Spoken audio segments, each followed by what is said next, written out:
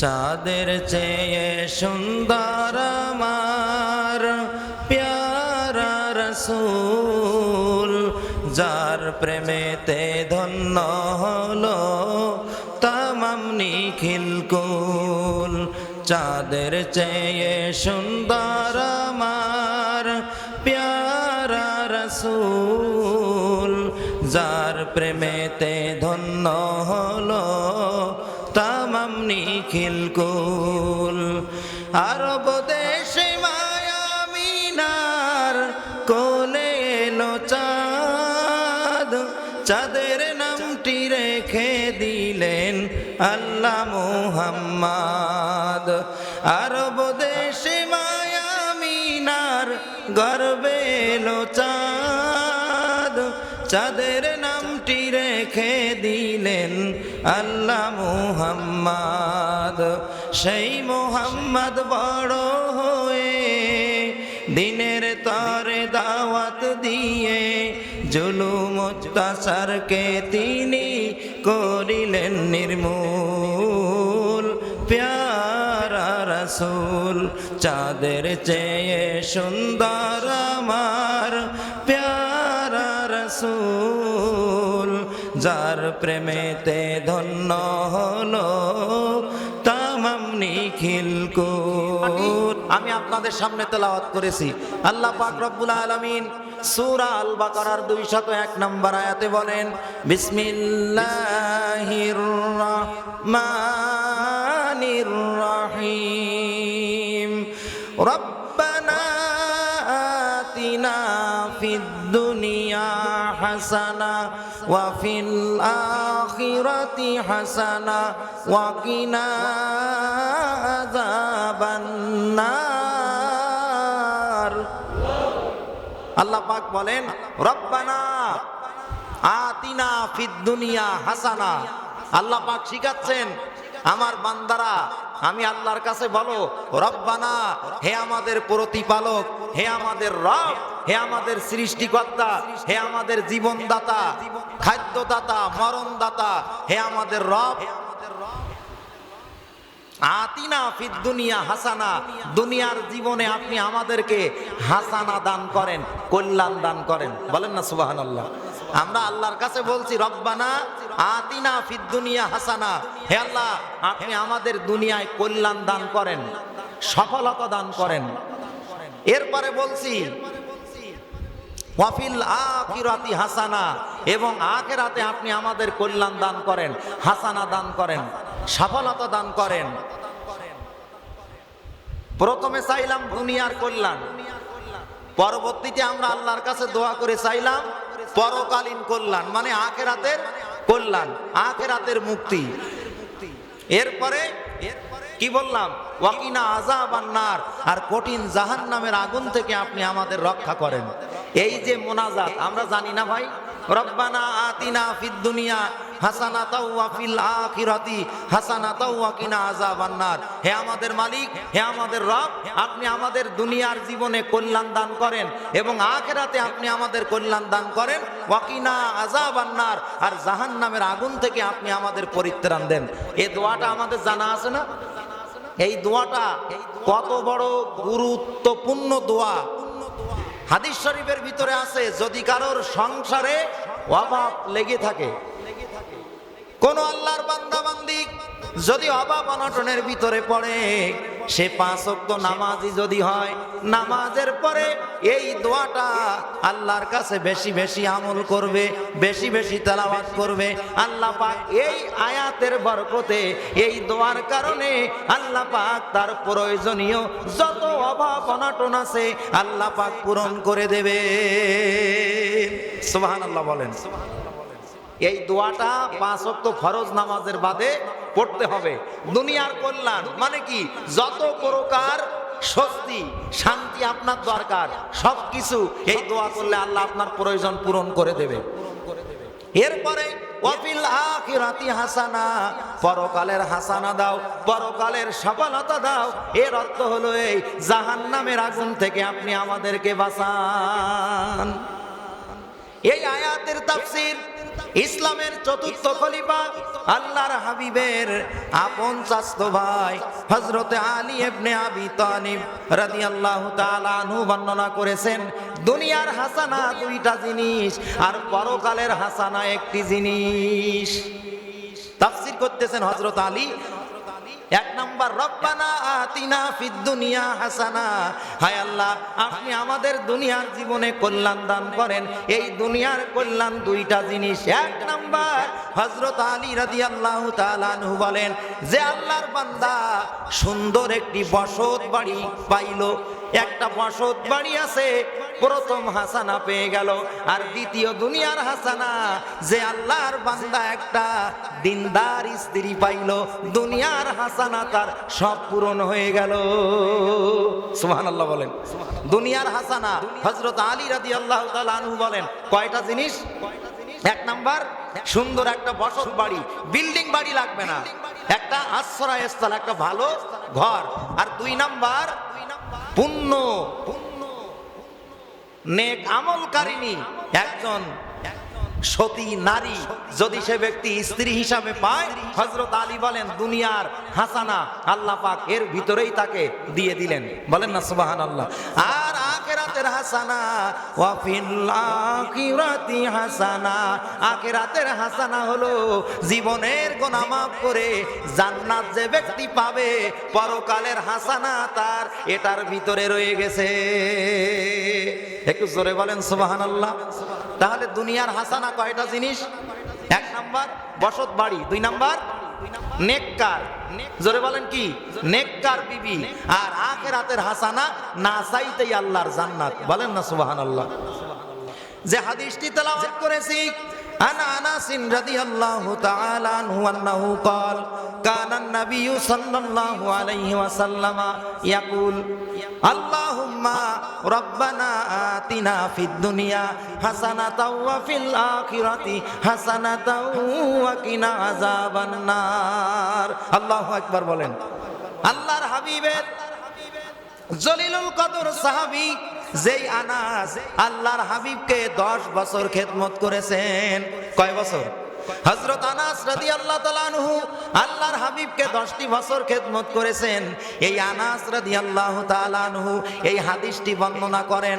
উনি বলতেছেন কানান নাবিয়্যু সাল্লাল্লাহু আলাইহি ওয়াসাল্লাম ইয়াকুল, আল্লাহর হাবিব অধিকাংশ সময় এই বলে আল্লাহর কাছে দোয়া করতেন, আল্লাহুম্মা রব্বানা আতিনা ফিদ দুনিয়া হাসানা ওয়া ফিল আখিরাতি হাসানা ওয়া কিনা আযাবান নার। হযরত আনাস বলেন আমি 10টি বছরে দেখেছি আল্লাহর হাবিব অধিকাংশ সময় দোয়া করতেন, হে আমার রব দুনিয়ার কল্যাণ আপনি আমাকে দান করেন, পরকালের কল্যাণ দান করেন, আর জাহান্নামের আগুন থেকে আমাকে বাঁচান।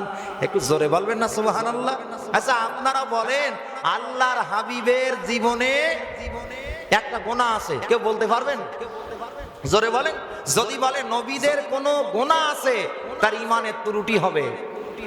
কেউ বলতে পারবে না নবীদের কোনো গুনাহ আছে, নবীরা ত্রুটিপূর্ণ, কেউ বলতে পারবে না।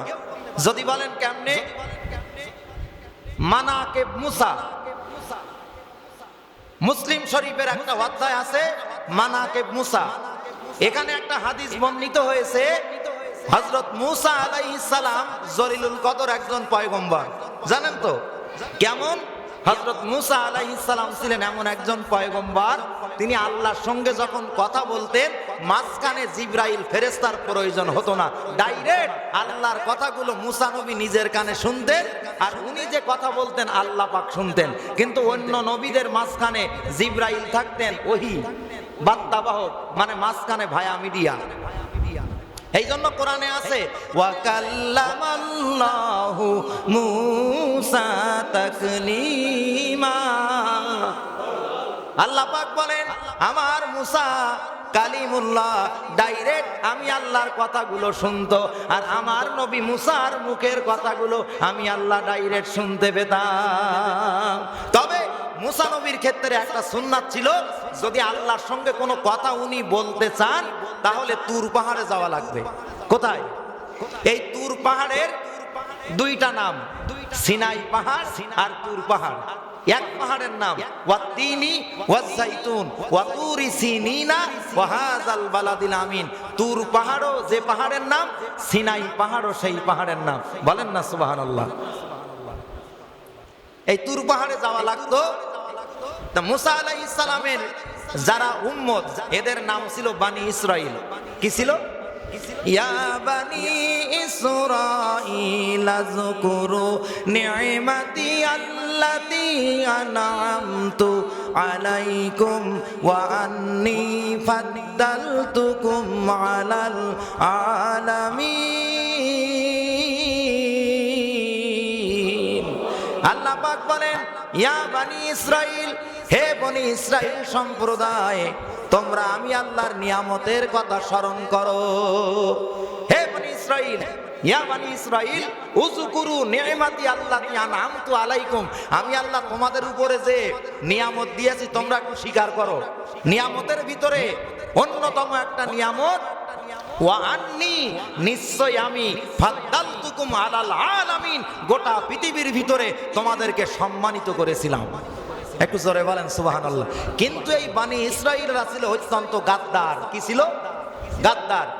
মুসা আলাইহিস সালামের জামানার শরিয়াত ছিল উলাঙ্গ হয়ে গোসল করা, কিন্তু এখন আমাদের শরিয়াত উলাঙ্গ হওয়া যাবে?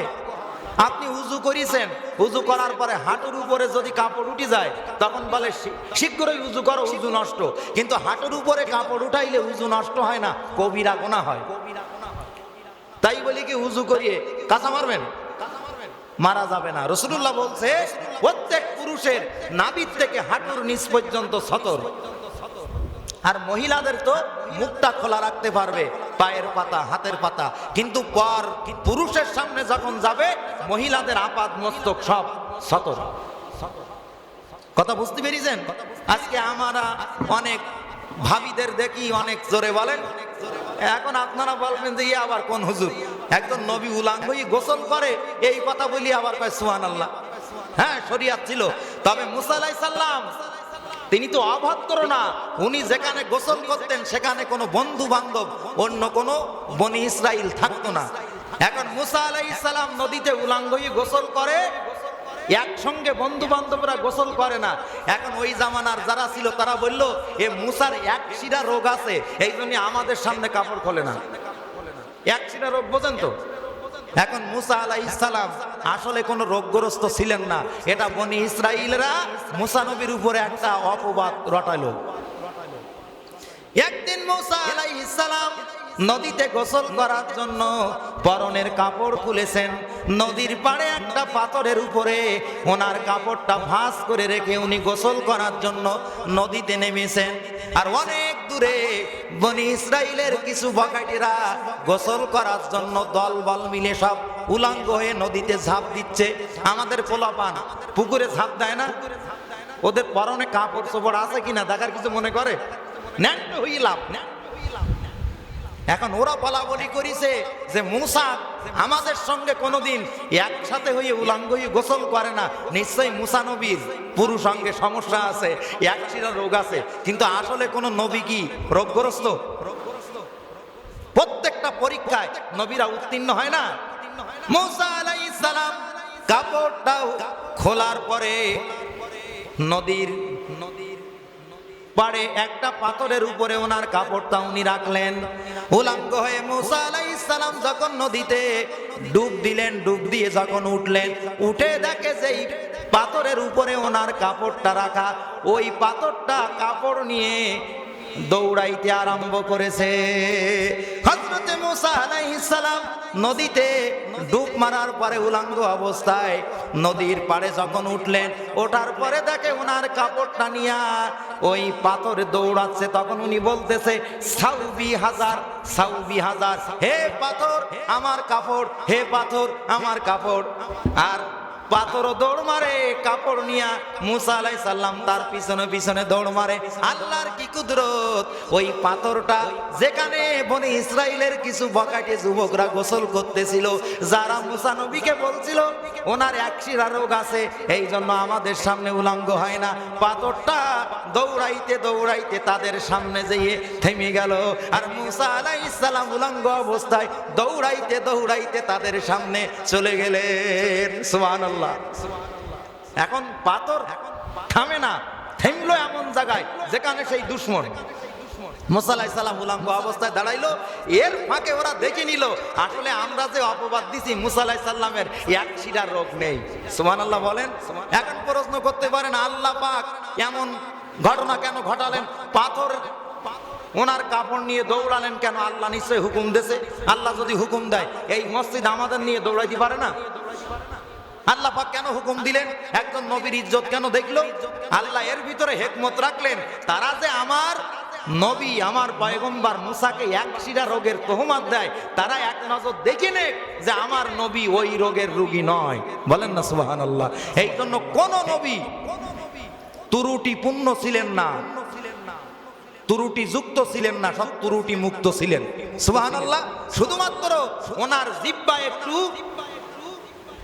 নমরুদের না ফেরাউনের এই যে অত্যাচার, জানেন তো প্রত্যেক বাড়িতে বাড়িতে সার্চিং করা হয় যে কোনো পুত্র সন্তান যদি হয় তাদেরকে ধরিয়ে কল্লা উলাই দাও, তাদেরকে নীল নদে ভাসাই দাও।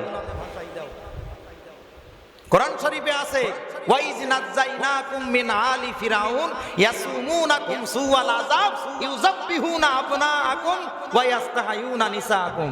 সূরা বাকারায় আছে আল্লাহ বলতে হাবিব স্মরণ করেন সেই যুগের কথা যখন ফেরাউন বনি ইসরাইলের ভিতরে যদি পুরুষ সন্তান জন্ম দিত কোনো নারী, ওই পুরুষ সন্তানকে হত্যা করে নীল নদে ভাসাই দিত আর মহিলাদেরকে বাঁচাই রাখতো। কেন? মহিলাদের ভিতরে তার কোনো দুশমন ছিল না, ছিল পুরুষের ভিতরে।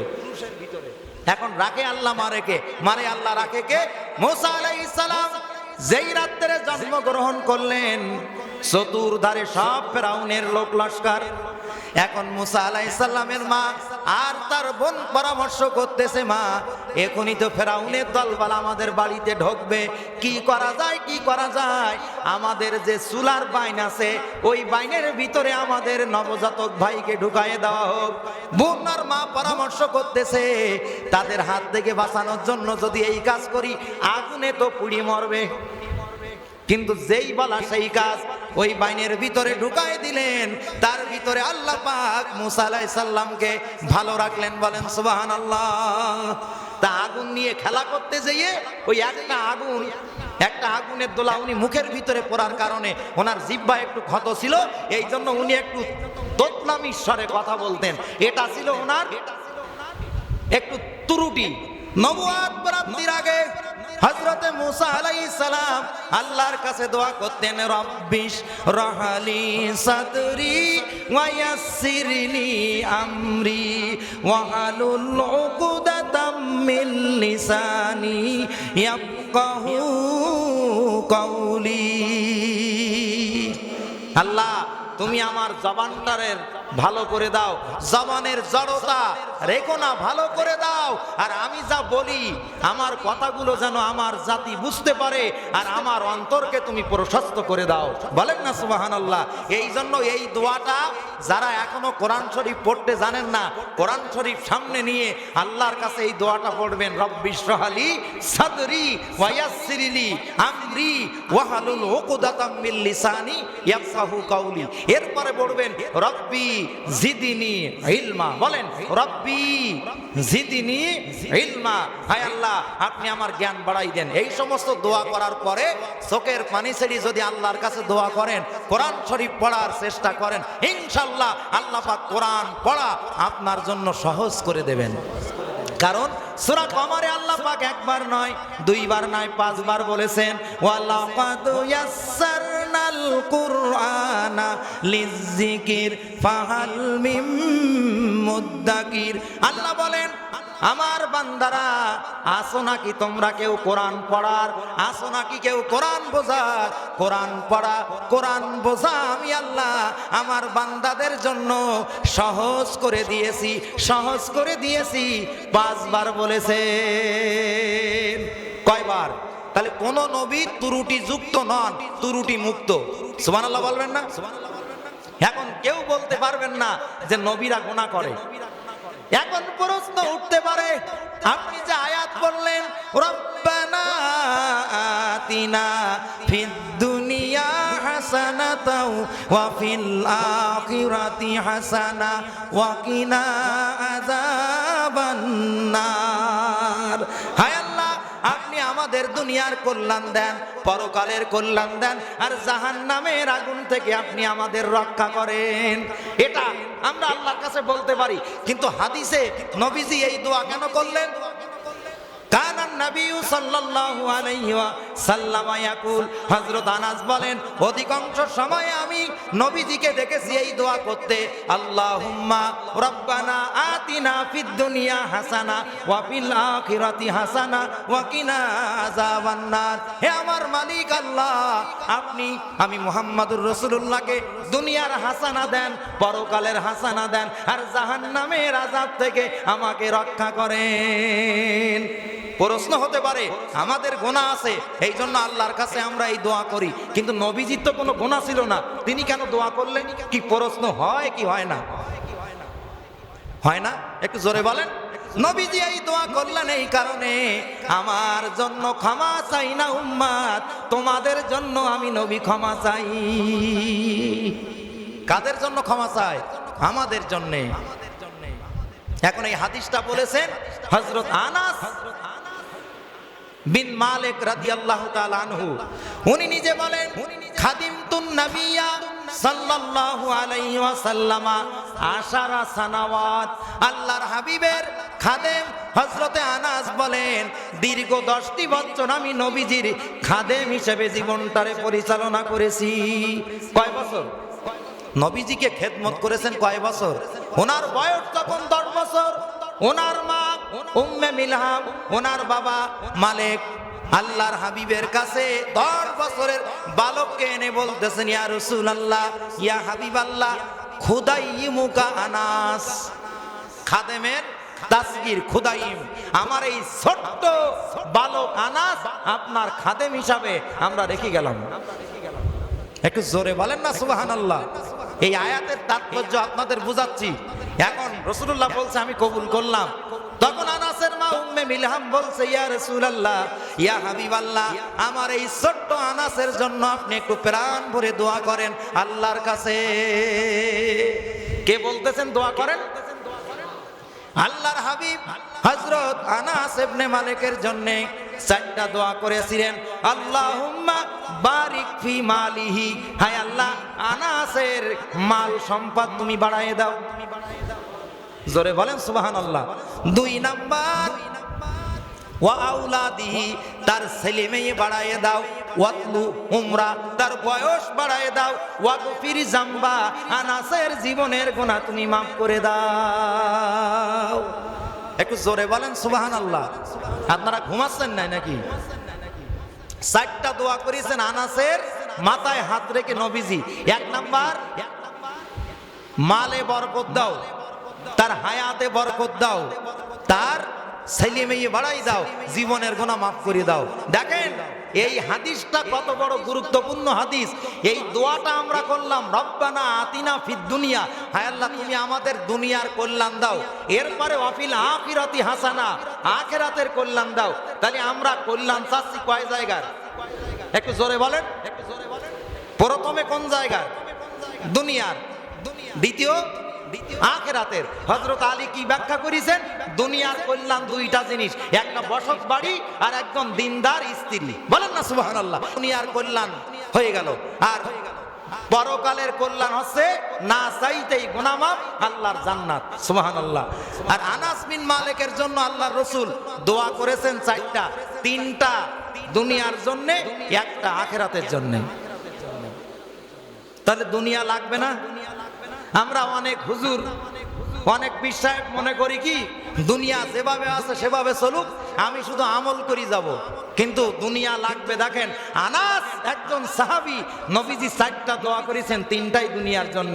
আপনার মতো আপনি আমল করি চলবেন, আর রাষ্ট্র ক্ষমতায় কোরআন বিদ্বেষী দখল করিয়ে আল্লাহর রসুলের সুন্নাত ভুলন্ডৃতি করবে, আর আপনার আমল দিয়ে আপনি জান্নাত যাবেন এই চিন্তা করবেন, হবে না।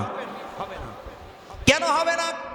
এটা আমি হুজুরের কথা না, আল্লামা সাইদি সাহেবের কথা না, চরমনার হুজুরের কথা না, নলতাপি সাহেবের কথা না, কোন আলেমের কথা না। এই কথা বলেছেন আমার আল্লাহ পাক সূরা আলে ইমরান 142 নম্বর আয়াতে আল্লাহ বলেন, আম্মা হাসিবিতুম আন তাদখুলুল জান্নাতা ওয়ালাম্মা আম্মা হাসিবিতুম আন তাদখুলুল জান্নাতা ওয়ালাম্মা, তারপরে কি, ইয়ালামিল্লাহুল লাযীনা জাহাদু মিনকুম ওয়া ইয়ালামাস সাবিরিন। আল্লাহ বলেন, আম হাসিবিতুম আন তাদখুলুল জান্নাত, তোমরা এমন ধারণা করি থেকো না যে এমনি এমনি তোমরা জান্নাতে ঢুকবা। আন তাদখুলুল জান্নাতা, তোমরা এমনি ধারণা করি থেকো না যে এমনি জান্নাতে ঢুকবা। ওয়ালাম্মা ইয়ালামিল্লাহুল লাযীনা জাহাদু মিনকুম, আমি আল্লাহ দেখতেছি তোমাদের ভিতরে যারা দ্বীন প্রতিষ্ঠায় কারা জিহাদ করতেছে, সংগ্রাম করতেছে, প্রচেষ্টা করতেছে। সুবহানাল্লাহ। দ্বীন প্রতিষ্ঠায় যদি সংগ্রাম না করো, চেষ্টা না করো যে আল্লাহর জমিনে আল্লাহর আইন বাস্তবায়ন হোক, এই পক্ষে যদি কাজ না করো, ওই নিজের নেক আমল দিয়ে জান্নাতে যাবা, এই ধারণা করতে পারবা না। বাড়ি যেয়ে তাফসীর দেখবেন, অনুবাদ কোরআন শরীফ দেখবেন, সূরা আলে ইমরান 3 নম্বর সূরা আয়াত নাম্বার 142। তাহলে নবীর তরিকায় আপনারও কাজ করার দরকার আছে না নেই? এখন দুনিয়ার জন্য 3টা, পরকালের জন্য কয়টা? এখন দেখেন আনাস বিন মালিক রাদিয়াল্লাহু তাআলা আনহুর জন্য যে 4টা দোয়া করলেন, 3টাই দুনিয়ায় পূরণ হয়ে গেল। হযরত আনাস বলেন, আল্লাহ পাক আমার সম্পদ এত বাড়াই দিল যে 10 বছরের ভিতরে আমি যাকাত দিতে পারতাম না, এখন আমি বড় অঙ্কের একটা যাকাত দেনেওয়ালা আল্লাহর বান্দা। প্রমাণ কি? হযরত আনাস বলেন, বছরে মদিনায় অনেকের বাগানে একবার খরমা হয়, অনেকের 2 বার হয়, আর রাসূলুল্লাহ দোয়া করার কারণে আমার বাগানে প্রতি বছর 3 বার খরমা হয়। সুবহানাল্লাহ। আর 2 নাম্বার দোয়া করেছেন যে সম্পদে যেন আল্লাহ বরকত দেয়, সন্তানে যেন বরকত দেয়। আমি আনাস নিজের ঔরজাত 99 জন সন্তানের জানাজা আর দাফন করেছি। পিতা যদি 99 জন সন্তানের কাফন দাফন করে, তাহলে সন্তান ছিল 100-র উপরে। কথা বলেন। 3 নাম্বার ওয়াতলু উমরাহ, হায় আল্লাহ আনাসের বয়স লম্বা করো। হযরত আনাসের 99 জন সন্তান যদি মারা যায়, পিতা হয়ে জানাজা পড়ায়, কবরস্থ করে, তাহলে বলেন আনাস বিন মালিকের বয়স তো বেশি ছিল, কি বেশি না? 100-র উপরে। আর 4 নাম্বার দোয়া করেছেন ওয়াগফির জামবা, হায় আল্লাহ আনাসের জীবনের গুনাহ মাফ করো। হযরত আনাস বলেন, নবীজি দোয়া করেছেন 4টা, 3টা দুনিয়ার জন্য। এই 3টা দোয়া দুনিয়ায় যখন আমি পাইলাম, পরকালে আমি গুনাহ মাফ পেয়ে জান্নাতে যাব, কোনো প্রশ্ন করা লাগবে না, আমি পেয়ে যাব জান্নাত। এই জন্য যে আয়াত পড়েছি, রব্বানা আতিনা ফিদ দুনিয়া হাসানাতাও ওয়া ফিল আখিরাতি হাসানাতাও ওয়া কিনা আযাবান্নার। হায় আল্লাহ দুনিয়ার কল্যাণ দাও, পরকালের কল্যাণ দাও, আর জাহান্নামের আগুন থেকে হেফাজত করো। কারণ পরকালের প্রথম স্টেশন আপনার জন্য আমার জন্য কবর। যে ব্যক্তি মারা গেল তার কিয়ামত শুরু হলো, যে ব্যক্তি মারা গেল তার কিয়ামত শুরু হলো। কবর কারোর জন্য বেহেশতের টুকরা হবে, কারোর জন্য হুফরাতিম মিনান নার, জাহান্নামের গর্ত হবে। এই জন্য মারা গেলেই বিচার শুরু, রানিং হয়ে যাবে। ফল পাবেন। এই জন্য এই দোয়াটা বেশি করার দরকার। শুধু দুনিয়ার সম্পদ চাইলে হবে না, আল্লাহ এমন সম্পদ দাও যে সম্পদ পাইলে পরকাল যেন না ভুলে যায়, কারণ কবর কিন্তু জায়গা ভালো না। কথা বলেন। 6 দিন পরে নখ খসে যাবে, 9 দিন পরে চুল, কবর গৃহের সামান নিতে কইরো না কেউ ভুল। 6 দিন পরে নখ খসে যাবে, 9 দিন পরে চুল, কবর গৃহের সামান নিতে কইরো না কেউ ভুল। কবর জায়গা ভালো না, কবর জায়গা ভালো না, কবর আমল দিয়ে কবর গৃহ সাজিয়ে নিতে হয়। 6 দিন পরে নখ খসে যাবে, 9 দিন পরে চুল, কবর গৃহের সামান নিতে কইরো না কেউ ভুল। কবর জায়গা ভালো নয়, কবর আমল দিয়ে কবর গৃহ সাজিয়ে নিতে হয়।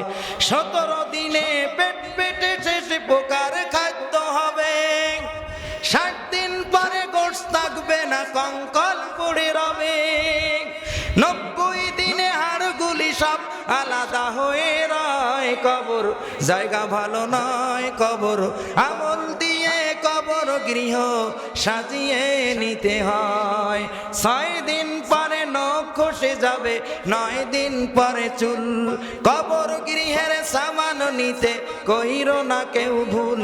কবর জায়গা ভালো নয়, কবর আমল দিয়ে কবর গৃহ সাজিয়ে নিতে হয়। এই জন্য আমরা যখন নামাজের পরে দোয়া করব, এই দোয়ার শেষ অংশে থাকবে ওয়াকিনা আযাবান্নার, জাহান্নামের আগুন থেকে আপনি আমাদের পরিত্রাণ দেন।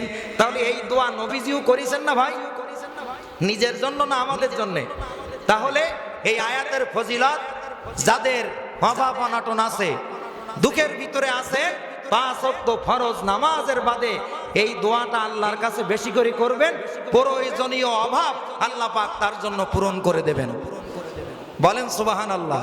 এই জন্য আসেন, নবীজির সিরাতের মাস, মিলাদের মাস তো শেষ হয়ে গেল, এখন আমরা ঢুকেছি রবিউল সানি মাসে। যেন নবীজির সিরাত জীবন থেকে আমরা যে কথাগুলো শুনলাম, বাস